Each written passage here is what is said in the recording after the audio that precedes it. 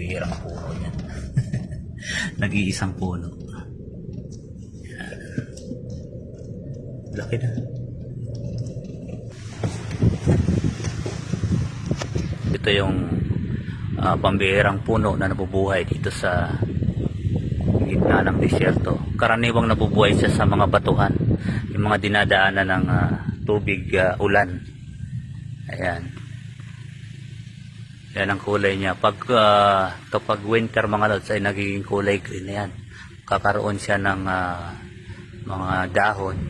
At pag magsa-summer naman ay matutuyo na siya. Magiging kulay brown na siya. Ayan ito.